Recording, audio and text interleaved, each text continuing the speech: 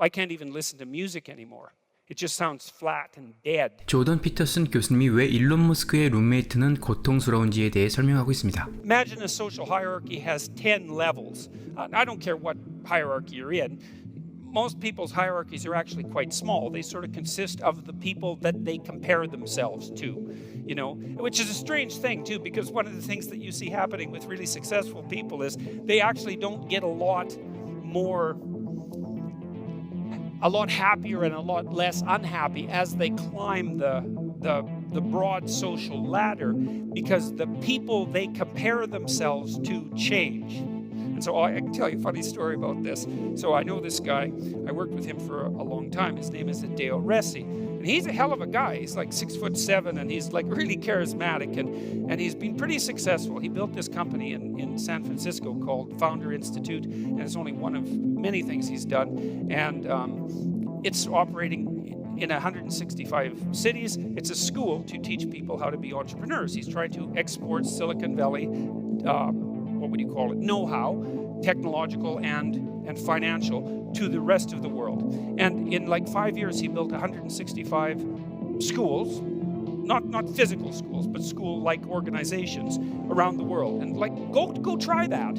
Like, that's really hard, Just to build one is hard, but to do that in multiple languages all over the world, it's bloody well impossible. And then at the same time, he built his organization, started 2,500 successful companies as a consequence of building this school. That's pretty good, and he was having a rough time and was talking to me on the phone about he wasn't so happy about what he'd done with his life. And he said, geez, I compare myself with my roommate, and I've hardly done anything. And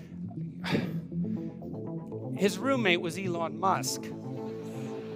It's like I just laughed at him. I thought, geez, really? That's what you haven't done anything compared to Elon Musk, and you're depressed about it. It's like, yeah, well, you and the rest of the planet. I mean, look, what did Musk do? What did he do? He invented an electric car.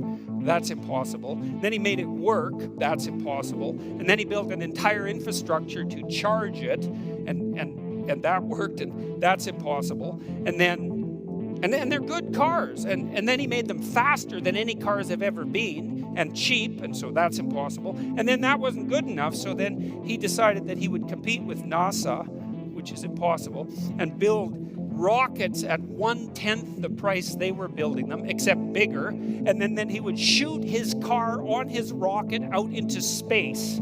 Right. And he did all that. And it's like Adeo was thinking, well, I've hardly done anything with my life. It's like, So, but my point is that,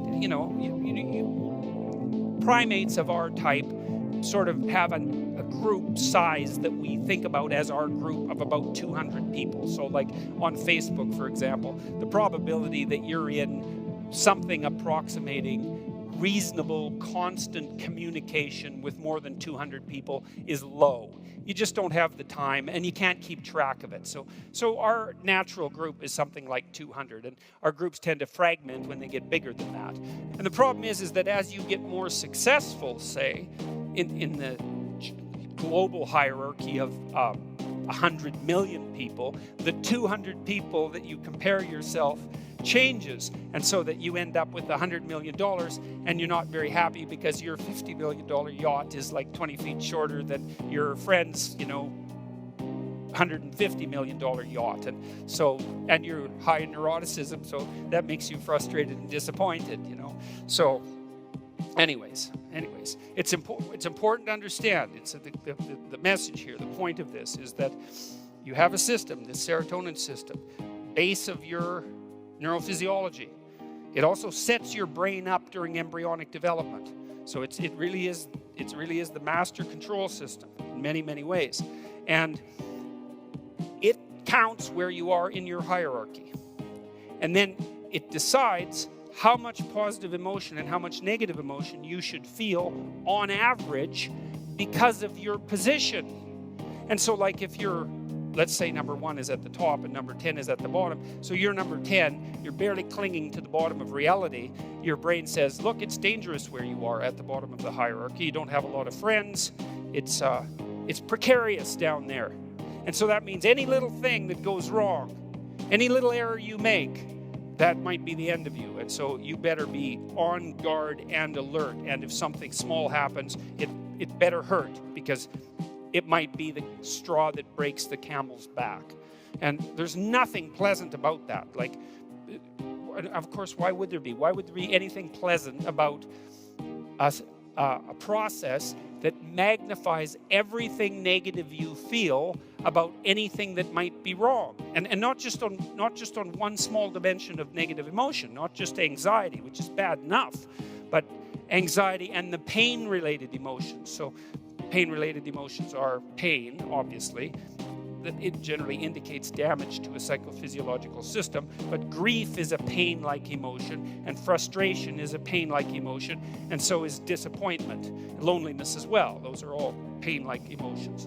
And so if your serotonin levels fall because you've suffered a hierarchical defeat, then the positive emotion system gets flattened so that good things no longer feel good, because it's dangerous to take risks, perhaps, if you're at the bottom of the hierarchy and you're not doing very well, which is why you're at the bottom. Why should you have any trust in yourself? And you don't have any friends, and you're not well situated in the social world.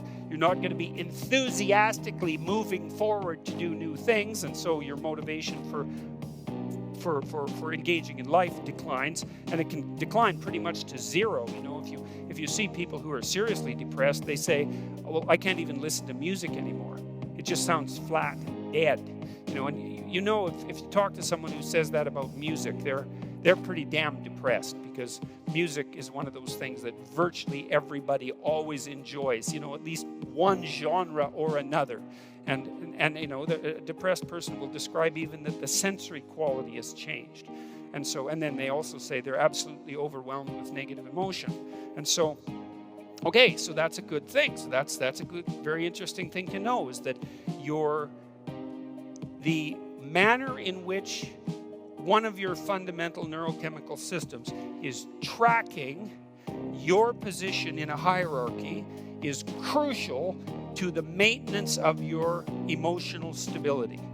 비교는 패망의 문이라고 합니다. 자기 주위의 사람들과 자신을 항상 비교하는 사람들은 행복해질 수 없다는 말입니다. 동시에 스스로를 남들과 비교하면서 자신의 우월함을 즐기는 일 또한 아주 건강하지 못한 자세입니다. 잠깐의 눈가림의 위로가 될 수 있겠지만 비교라는 올무에 갇혀있는 자신을 곧 발견하게 되죠. 왜냐하면 열등감과 교만은 모두 같은 선상에 놓여있는 낭떠러지이기 때문입니다.